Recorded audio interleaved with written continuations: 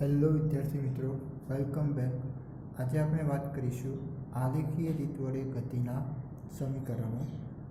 આના પહેલાં આપણે ગતિનું આલેખીય નિરૂપણ જોઈ ગયા હતા, જેમાં બે પ્રકારના આલેખો વિશે વાત કરી હતી.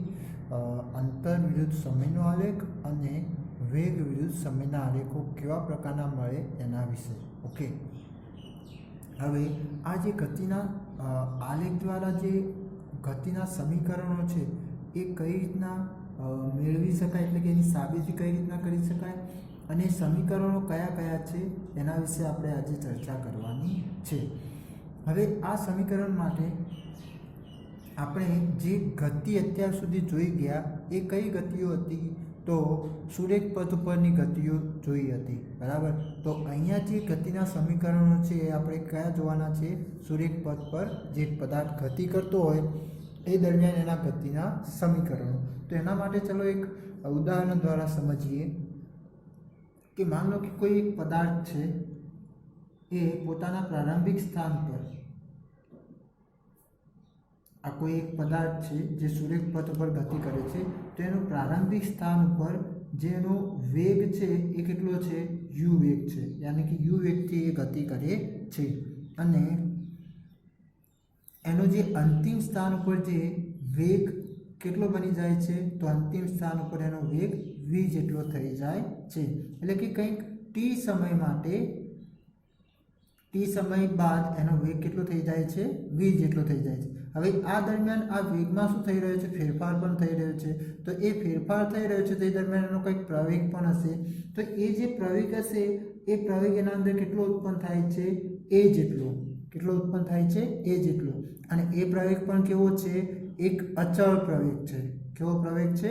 અચળ પ્રવેગ. તો આપણે આ પદાર્થને કહી શકીએ કે પદાર્થ કેવી ગતિ કરી રહ્યો છે? તો અચળ પ્રવેગી ગતિ કરી રહ્યો છે. તો જ્યારે પણ પદાર્થ અચળ પ્રવેગી ગતિ કરતો હોય એ દરમિયાન એના પ્રવેગનું મૂલ્ય કેવું મળશે? દરેક વખતે સરખું મળશે, પરંતુ એના વેગમાં શું થતો હશે? સરખા પ્રમાણમાં વધારો થતો અથવા ઘટાડો થતો જોવા મળે. હવે તો આમાં તમે જોઈ શકો છો કે કયા કયા આપણે ભૌતિક રાશિઓ જોઈ. તો અહીંયા તમે વેગ જોઈ શકો છો, પ્રવેગ જોઈ શકો છો, પછી સમય, એની સાથે સાથે કંઈક એને આ પ્રારંભિક સ્થાનથી અંતિમ સ્થાન ઉપર પહોંચ્યો તો એના વચ્ચે કંઈક અંતર પણ કપાણું હશે, અને એ આપણે અંતર ધારી લઈએ s. કેટલું ધારી લઈએ? s, બરાબર. તો હવે આ s, પછી સમય t, પ્રારંભિક વેગ v, અંતિમ વેગ પ્રારંભિક વેગ u, અંતિમ વેગ v અને પ્રવેગ. તો હવે આ બધાનો જે સંબંધ દર્શાવતા જે સમીકરણો બને છે એ સમીકરણને શું કહેવામાં આવે છે? ગતિના સમીકરણો. એટલે કયા કયા ભૌતિક રાશિનો ઉપયોગ થશે? તો u એટલે કે કયો? પ્રારંભિક વેગ. v એટલે આ તો તમે જાણો જ છો, અંતિમ વેગ. t બરાબર શું? તો જે u થી v જેટલો જે વેગ વધ્યો તો એના માટે કેટલો સમય લાગ્યો? તો t જેટલો. પછી s એ શું બતાવે છે? તો અંતર બતાવે છે. ઓકે, એની સાથે સાથે એનો પ્રવેગ કેટલો? તો a જેટલો, બરાબર. તો આ ભૌતિક રાશિઓથી, આ ભૌતિક રાશિઓના સંબંધ વડે જે સમીકરણો રચાય છે એમને કયા નામ શું નામ આપવામાં આવે છે? તો ગતિના સમીકરણો. તો હવે આ જે ગતિના સમીકરણો બને છે એ આપણે આલેખીય રીતે કઈ રીતના એ સમીકરણો ઉકેલી શકાય એના વિશે આજે ચર્ચા કરવાની છે. અને આ જે ગતિના સમીકરણો છે એને બીજા શબ્દમાં કેવું હોય? તો પદાર્થની અચળ પ્રવેગીય ગતિના સમીકરણો પણ કહી શકાય છે. એટલે કે જ્યારે પણ પદાર્થ અચળ પ્રવેગી ગતિ કરતો હોય એ દરમિયાનના ગતિના સમીકરણો બનશે. ઓકે, તો હવે ગતિના સમીકરણો કયા કયા છે તો એના વિશે ચર્ચા કરીએ આપણે. તો પ્રથમ થઈ જશે v બરાબર u પ્લસ at, બરાબર. નંબર 2 s બરાબર ut પ્લસ 1/2 at સ્ક્વેર. શું થઈ જશે? 1/2 at સ્ક્વેર. અને નંબર 3 2as બરાબર v square minus u square. Okay, તો તો આ ત્રણ સમીકરણો આ કોના થઈ જશે? ગતિના સમીકરણો, બરાબર. હવે આ સમીકરણો એકબીજાનો સંબંધ દર્શાવે છે. તમે જોઈ શકો અહીંયા v છે, u છે, a છે અને t છે. તો હવે જે પ્રવેગ તો છે એ શું હોય છે? અચળ પ્રવેગી ગતિ કીધી આપણે, એટલે પ્રવેગ તો ત્યાં આગળ કેવો મળશે? આપણે અચળ મૂલ્ય મળશે. તો એના સાથે અહીંયા તમે જોઈ શકો કે બીજું શું જોવા મળે છે? તો વેગ જોવા મળી રહ્યો છે, અંતિમ વેગ, પ્રારંભિક વેગ અને સમય. તો આ જે પ્રથમ સમીકરણ કોના વચ્ચેનું સંબંધ દર્શાવતું સમીકરણ છે?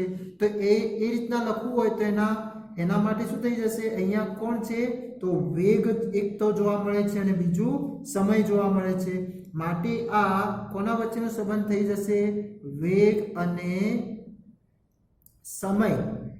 વેગ અને સમય વચ્ચેનો સંબંધ દર્શાવતું આ સમીકરણ બનશે.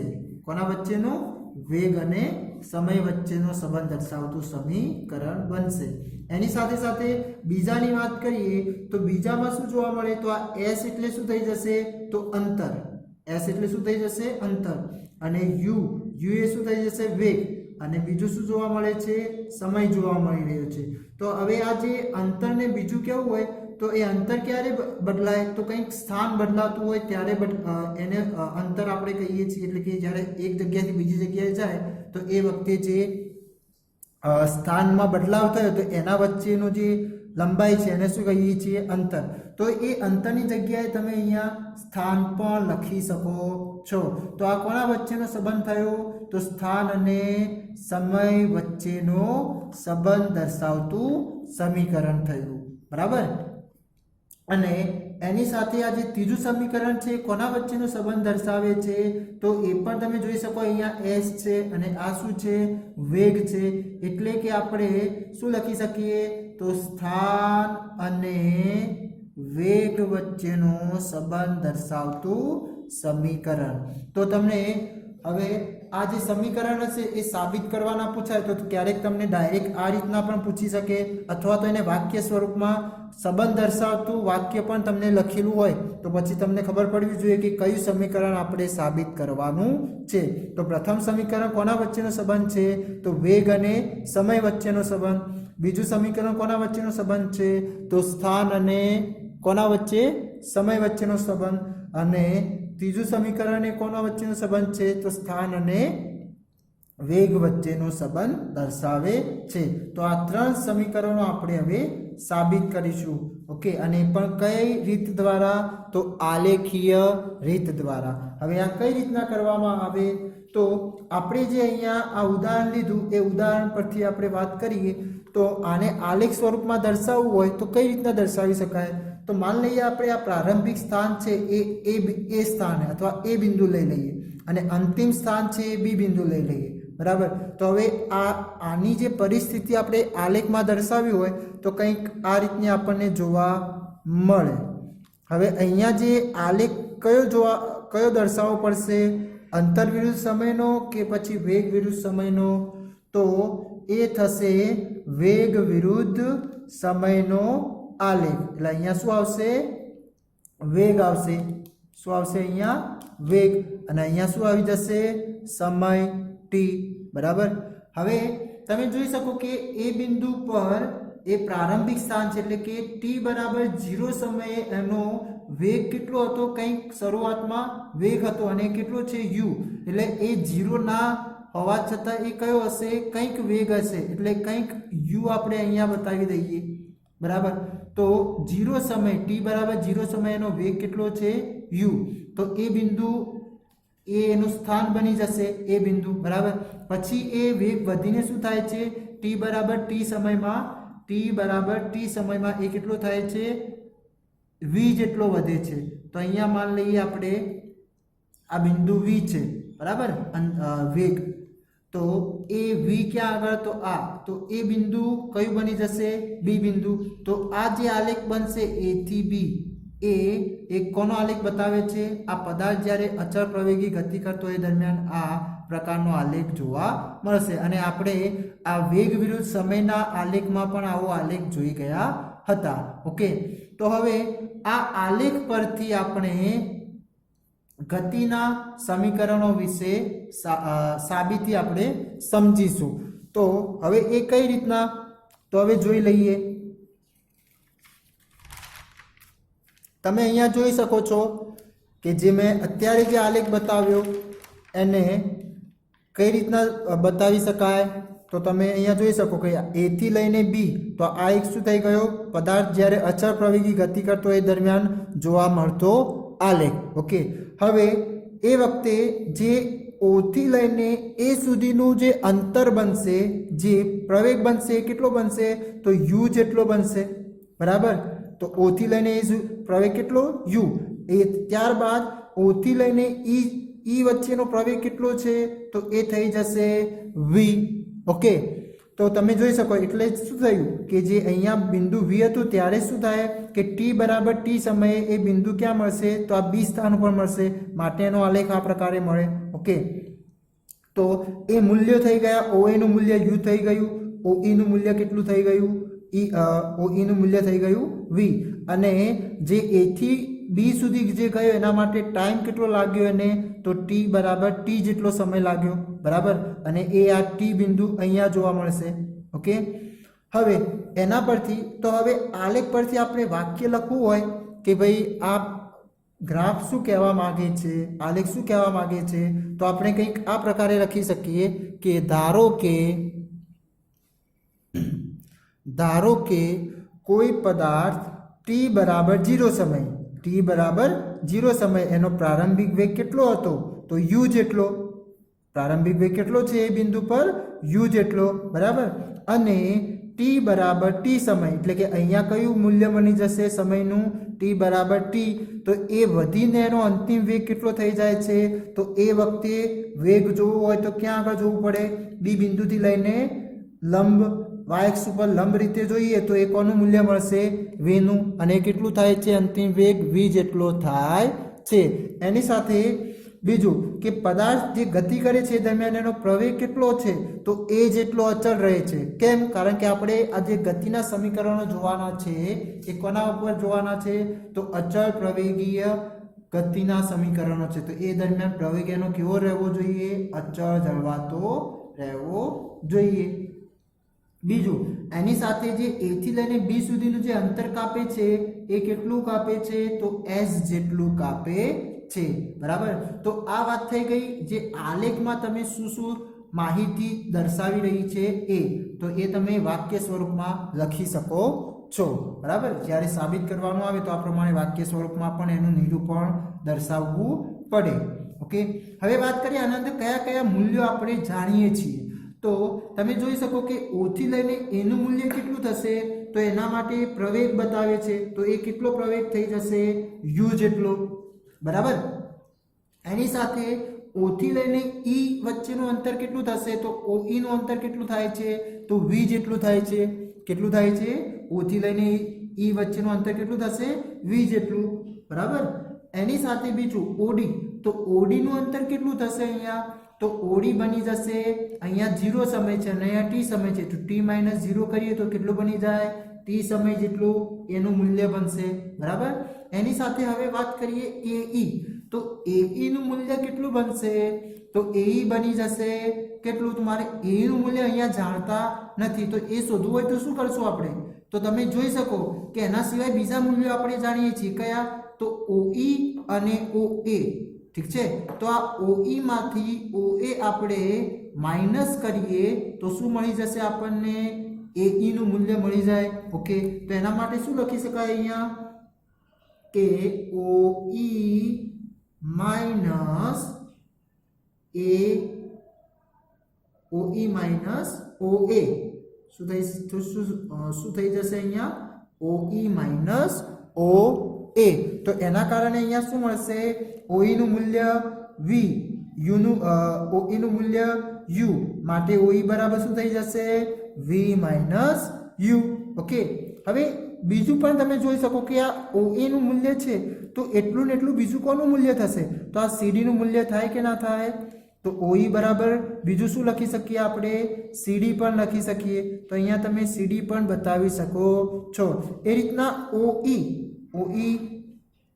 OE જેટલું કોનું મૂલ્ય થશે તો આ BD નું મૂલ્ય કેમ કારણ કે બંને શું એકબીજાને સમાંતર છે તો જેટલું OE નું મૂલ્ય બનશે એટલું જ કોનું હશે OD નું મૂલ્ય બનશે તો એ થઈ જશે એટલે કે BD નું મૂલ્ય બનશે બરાબર અને OD જેટલું બીજું કોનું મૂલ્ય અહીંયા બનશે તો AC નું મૂલ્ય બનશે કોનું મૂલ્ય બનશે AC ઓકે તો હવે આ AE નું મૂલ્ય જેટલું બીજું કયું હશે કોનું મૂલ્ય બને AE ના મૂલ્ય જેટલું તો એ બની જશે BC જેટલું કોનું BC નું મૂલ્ય કોના જેટલું મળશે OE જેટલું AE જેટલું મળશે આપણને તો ત્યાં આગળ આપણે શું લખી શકીએ છીએ BC લખી શકીએ છીએ બરાબર તો આ વાત થઈ ગઈ આપણા આલેખ પરથી કયા કયા મૂલ્યો જાણીએ છીએ હવે આપણે એક એક સમીકરણ સમજીએ તો જે પ્રથમ સમીકરણ છે કોના વચ્ચેનો સંબંધ દર્શાવતું સમીકરણ છે તો એ છે વેગ અને સમય સાથે સમય વચ્ચેનો સંબંધ દર્શાવતું સમીકરણ તો હવે આ સમીકરણ શોધવા માટે શું કરવું પડે આલેખમાં કયું શાનો ઉપયોગ કરીશું તો આપણને પ્રથમ સમીકરણ મળશે તો એના માટે તમે જોઈ શકો કે આલેખના ઢાળ AB ના મૂલ્ય પરથી પ્રવેગનું મૂલ્ય મળે એટલે કે અહીંયા આપણે પ્રથમ સમીકરણ પ્રવેગના મૂલ્ય પરથી મેળવી શકાશે અથવા તો પ્રવેગના સૂત્ર પરથી મેળવી શકાશે પરંતુ એ પ્રવેગનું મૂલ્ય કયું સૂત્ર લેવું પડશે તો જે આપણે ગ્રાફ માટે ઉપયોગમાં કરતા હતા એ પ્રમાણે એનું સૂત્ર લેવું પડે તો હવે એ સૂત્ર કયું થશે તો એના માટે આપણે શું કરતા હતા આ જે પણ આલેખ હોય એનો ઢાળ શોધવામાં આવતો હતો તો ઢાળ શોધવા માટે શું કરતા હતા તો ત્યાં આગળ જે ત્રિકોણ જે રચાતો હોય એ ત્રિકોણની બે બાજુઓનો ભાગાકાર કરીએ ત્યારે આપણને શું મળતું હતું AB નો ઢાળ મળતો હતો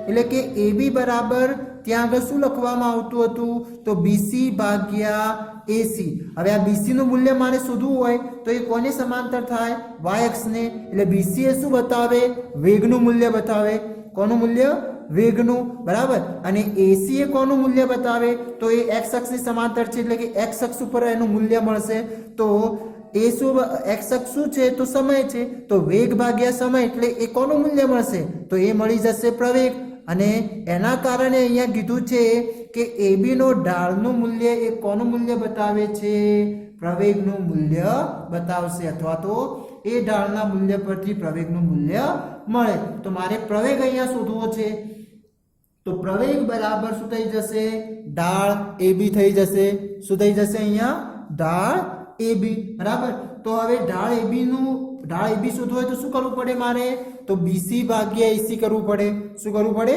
BC ભાગ્યા AC તો BC ભાગ્યા AC તમે જોઈ શકો કે A બરાબર BC ભાગ્યા AC તો હવે BC નું મૂલ્ય મારે શોધવું હોય તો એ આપણે શોધ્યું કેટલું મળ્યું આપણને BC બરાબર તો V - U કેટલું મળ્યું BC નું મૂલ્ય V - U અથવા તો આપણે બીજું અહીંયા આ રીતના પણ લખી શકો કઈ રીતના લખી શકાય કે A બરાબર BC તો BC નું મૂલ્ય શોધવું હોય તો તમારે શું કરવું પડે અહીંયા BD માંથી CD નું મૂલ્ય માઈનસ કરો ત્યારે તમને મળે તો અહીંયા શું લખી શકાય BD - CD ભાગ્યા AC બરાબર તો હવે તમે જોઈ શકો કે BD નું મૂલ્ય કેટલું તો BD કોના બરાબર થઈ જશે તો BD = OE તો એ કેટલું મળશે આપણને V જેટલું તો અહીંયા આપણે લખી શકીએ છીએ કે A બરાબર V પછી શું છે અહીંયા -CD છે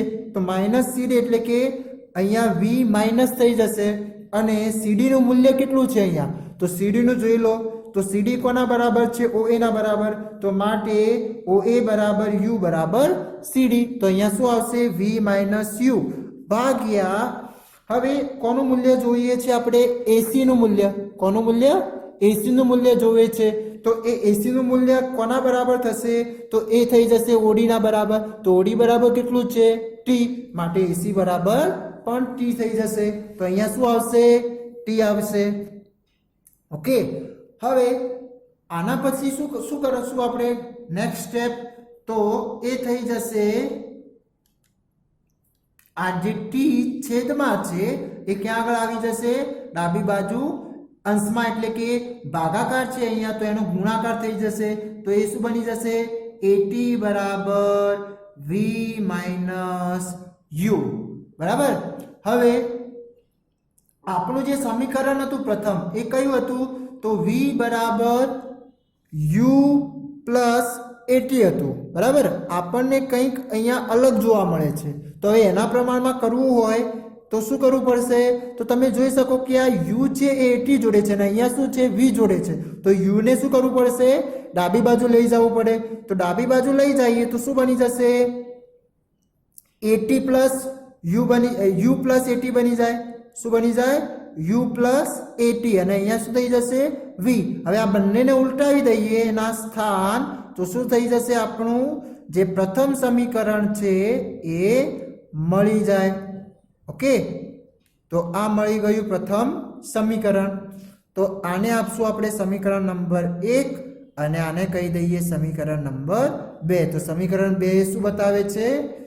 કોનું સંબંધ વચ્ચેનું બતાવે છે? તો વેગ અને સમય વચ્ચેના સંબંધ દર્શાવતું સમીકરણ બતાવે છે. બરાબર. તો આ વાત હતી પ્રથમ સમીકરણ સાબિતીની. ઓકે, તો કઈ રીતના સાબિત કરી શકાય? તો આલેખના ઢાળ પરથી આપણે એ પ્રવેગનું મૂલ્ય મળે અને એ પ્રવેગના સૂત્ર પરથી આપણે પ્રથમ સમીકરણ સાબિત કરી શકીએ છીએ. હવે વાત કરીએ દ્વિતીય એટલે કે બીજું સમીકરણ, અને કોના વચ્ચેનો સંબંધ છે? તો સ્થાન અને સમય વચ્ચેનો સંબંધ દર્શાવતું સમીકરણ છે. ઓકે, તો હવે એ કઈ રીતના શોધી શકાય? તો આપણે અહીંયા અંતર શોધવાનું છે. શું શોધવાનું છે? અંતર. તો એ અંતરના સૂત્ર પરથી અથવા તો જે આલેખમાં જે અંતર શોધીએ છીએ એના ઉપરથી આપણને આ બીજું સમીકરણ મળશે. તો હવે આલેખ પરથી પદાર્થથી કાપેલું અંતર શોધવું હોય તો આપણે આલેખના નિરૂપણ દ્વારા શીખી ગયા હતા. શું શીખ્યા હતા? કે જે આલેખ હતો એ આલેખ દ્વારા જે ઘેરાતો x અક્ષ ઉપર જે ઘેરાતો ભાગ હશે એ ઘેરાતા ભાગનું ક્ષેત્રફળ બરાબર જે ક્ષેત્રફળનું જે મૂલ્ય હશે એટલું જ મૂલ્ય કોનું મળશે? આપણને પદાર્થ દ્વારા કપાયેલ અંતરનું મૂલ્ય મળે. તો એ પરથી આપણે અહીંયા વાક્ય લખી શકીએ. શું? કે પદાર્થ દ્વારા કપાયેલ અંતર એ વેગ અને સમયના આલેખ AB નીચે x અક્ષ સાથે ઘેરાયેલ ભાગ OABD ના ક્ષેત્રફળ જેટલું મળે. તો તમે જોઈ શકો અહીંયા OABD, તો એના વડે જે x અક્ષ ઉપર ઘેરાતો ભાગ છે એના કારણે એ ક્ષેત્રફળ કોનું મૂલ્ય બતાવશે? તો પદાર્થ દ્વારા કપાયેલ અંતર એટલે કે A થી લઈને B વચ્ચે કેટલું અંતર કાપ્યું એ તમને મળશે. બરાબર. તો હવે તમે જોઈ શકો એનો ઘેરાતો ભાગ કંઈક આ પ્રકારે બનશે. બરાબર. તો એમાં તમને બે ભાગ જોવા મળે. એક ત્રિકોણાકાર ભાગ જોવા મળે છે અને એક બીજો જોવા મળે છે લંબચોરસ. બરાબર. તો હવે આ બંને ભાગનો હું ક્ષેત્રફળ શોધીને સરવાળો કરી દઉં તો એ મને OABD નું ક્ષેત્રફળ મળી જાય. ઠીક છે. તો આપણે પછી અહીંયા આ રીતનું લખી શકીએ કે S બરાબર OABD નું ક્ષેત્રફળ. બરાબર. તો બરાબર કહીને બીજા સ્ટેપમાં શું લખી શકીએ?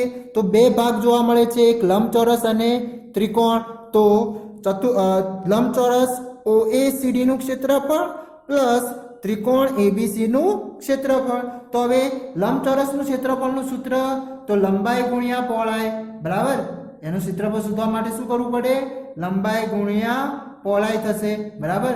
અને ત્રિકોણનું ક્ષેત્રફળ શોધવા માટે 1/2 પાયો ગુણ્યા વેધ. એના માટે શું થશે? 1/2 પાયો ગુણ્યા વેધ થશે.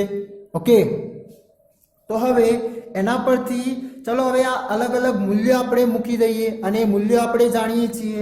કયા કયા છે? તો ચલો OA કેટલું છે? U. તો અહીંયા આવશે U ગુણ્યા OD કેટલું છે? T. તો U ગુણ્યા T પ્લસ 1/2 AC કેટલા છે? તો તમે જોઈ શકો AC નું મૂલ્ય T છે. બરાબર. અને BC કેટલા છે? તો V - U કેટલું છે? V - U.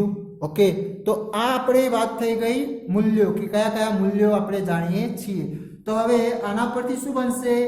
ut પ્લસ 1/2 ગુણ્યા t. હવે આ v માઇનસ u છે અને આપણું જે બીજું સમીકરણ છે એ કયું છે? તો એ કંઈક આ પ્રકારે હતું, s બરાબર ut plus 1/2 at square a into t square. બરાબર. તો હવે આપણને તો અહીંયા જે બીજો જે ભાગ છે એમાં at સ્ક્વેર કહે છે. કેટલું કહે છે? 1/2 at સ્ક્વેર. તો ત્યાં આગળ 1/2 છે, t પણ છે, પરંતુ આ a નથી દેખાતો અને એનો વર્ગ નથી જોવા મળતો. તો હવે કરશું શું આપણે? તો એના માટે આપણે પ્રથમ સમીકરણનો ઉપયોગ સહારો લઈશું. તો કઈ રીતના? તો તમે જોઈ શકો અહીંયા મેં જે સમીકરણ 1 આપ્યું છે એમાં v માઇનસ u જોવા મળે છે. બરાબર. તો હવે એ v માઇનસ u ની કિંમત બીજું લખવું હોય એના બરાબર તો શું લખી શકાય? at લખી શકીએ છીએ આપણે. તો હવે આ જ સમીકરણનો આપણે અહીંયા ઉપયોગ કરીશું. કોની જગ્યાએ? v માઇનસ u ની જગ્યાએ. તો સમીકરણ, તો એના માટે અહીંયા શું લખી શકીએ? સમીકરણ 1 પરથી, કારણ કે અહીંયા આપણે હવે શું લખશું? v માઇનસ u ની જગ્યાએ at લખશું. તો આ at આવ્યું ક્યાંથી? તો સમીકરણ 1 પરથી. તો શું થઈ જશે? ut પ્લસ 1/2 t ગુણ્યા t, તો એનો t સ્ક્વેર થઈ જશે અને a એકલો છે તો શું થઈ જાય? at square. તો આ થઈ ગયું બીજું સમીકરણ, ઇક્વેશન નંબર 3. બરાબર. તો કઈ રીતના મળ્યું? તો જે આલેખ દ્વારા ઘેરાતા ભાગનું ક્ષેત્રફળથી આપણને પદાર્થે કાપેલ અંતર મળે અને એક અંતર આપણે એના ક્ષેત્રફળથી મેળવી શકીએ. એના મૂલ્યો મૂકીને આપણને એનું બીજું સમીકરણ મળશે. હવે વાત કરીએ ત્રીજું સમીકરણ, જે કયું હતું? 2as બરાબર v square minus u square. તો હવે એ કઈ રીતના મળશે? તો એ પણ આપણને પદાર્થ દ્વારા કપાયેલ અંતર એટલે s દ્વારા. કેમ? કારણ કે સમીકરણ કોના વચ્ચેનો સંબંધ દર્શાવે છે? તો સ્થાન અને વેગ વચ્ચેનો સંબંધ દર્શાવે છે. માટે શું થઈ જશે? ત્યાં આગળ આપણે કપાયેલ પદાર્થ દ્વારા કપાયેલ અંતરથી આપણે એનું સમીકરણ મેળવીશું. તો એના માટે શું કરવું પડે? તો પદાર્થ દ્વારા જે આલેખ દ્વારા ઘેરાતો x અક્ષ ઉપર ઘેરાતો ભાગ હશે એનું ક્ષેત્રફળ શોધશું. તો એના પરથી આપણને શું મળી જશે? અંતર મળી જશે. તો આ તો સેમ ટુ સેમ થયું, બીજા સમીકરણ જ જેવું થયું. હા, પણ અહીંયા જે આપણે અંતર, જે ક્ષેત્રફળ શોધવાનું છે એના માટે જે આકૃતિ બને છે એ આકૃતિ કંઈક સમલંબ ચતુષ્કોણ જેવી જોવા મળે છે. તો ત્રીજા સમીકરણમાં આપણે સમલંબ ચતુષ્કોણના ક્ષેત્રફળના સૂત્ર પરથી સમીકરણ મેળવીશું. તો એ સમલંબ ચતુષ્કોણ એટલે કેવો હોય? તો એના અંદર એની શરત શું હોય સમલંબ ચતુષ્કોણ માટે? તો એની ચતુષ્કોણમાં કેટલી? 4 બાજુઓ હોય. તો 4 બાજુમાંથી સામસામેની 2 બાજુઓની એક જોડ સમાંતર હોય છે અને બીજી 2 બાજુઓ શું હોય? અસમાંતર. તો એવાને શું કહેવામાં આવે? સમલંબ ચતુષ્કોણ કહેવામાં આવે. બરાબર. તો તમે અહીંયા આપણી જે આ OABD દ્વારા જે ઘેરાતો ભાગ બને છે તો એ પણ એક સમલંબ ચતુષ્કોણ જેવો જ દેખાય છે. કંઈક આ રીતના જોવા મળે છે આપણને. બરાબર. તો એમાં 2 સમાંતર બાજુઓ કહેવામાં આવે તો કઈ થઈ જશે? આ બંને બાજુ સમાંતર થઈ જશે એટલે કે OA અને BD. OA અને BD એકબીજાને શું છે? સમાંતર. અને એના સાથે આના લંબ અંતરની વાત કરીએ તો કયું બની જશે? તો OD બની જશે. કયું બની જાય? OD. ઓકે. તો ચલો આના ઉપરથી કઈ રીતના મેળવી શકાય એ જોઈએ.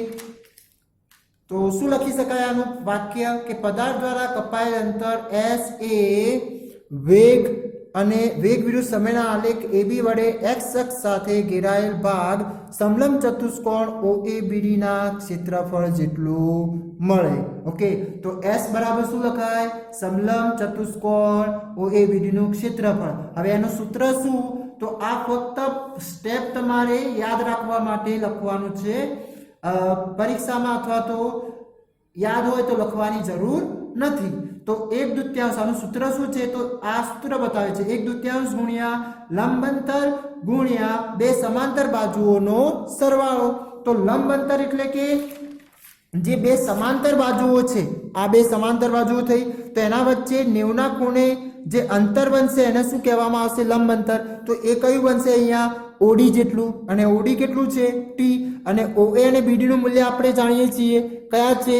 તો OA બરાબર U છે અને OD BD બરાબર કેટલા છે? તો BD બરાબર V છે. તો ચલો હવે આ મૂલ્યો મૂકી દઈએ કે 1/2 OD ગુણ્યા BD પ્લસ OA. તો 1/2 OD બરાબર કેટલા? T. અને BD પ્લસ OA એટલે BD કેટલા હતા? V. અને OA કેટલા હતા? U હતા. U જેટલું હતું, BD કેટલું? V. અને OA કેટલું? U. ઓકે, તો એના પરથી હવે ચલો આને બીજું સ્ટેપ શું થશે? તો 1/2 હવે આપણું જે ત્રીજું સમીકરણ છે કેવું છે? તો કંઈક આ પ્રકારે છે 2as બરાબર v² - u². તો આવું તો અત્યારે ક્યાંય જોવા મળતું નથી. તો હવે આને રૂપાંતરણ કરવું પડશે. તો એના માટે શું કરીશું? તો એના માટે આપણે t ને આધાર લઈશું, એટલે કે સમીકરણ 1 પરથી t ને સૂત્ર કરતા બનાવીશું. તો હવે અહીંયા તમે સમીકરણ આ 1 પરથી t ને સૂત્ર કરતા બનાવો તો શું બની જાય? તો કંઈક આ રીતનું બને. તો તમે અહીંયા હવે આ પ્રકારે લખી શકો કે સમીકરણ 1 પરથી એક શું છે? તો AT બરાબર V માઇનસ U. શું છે?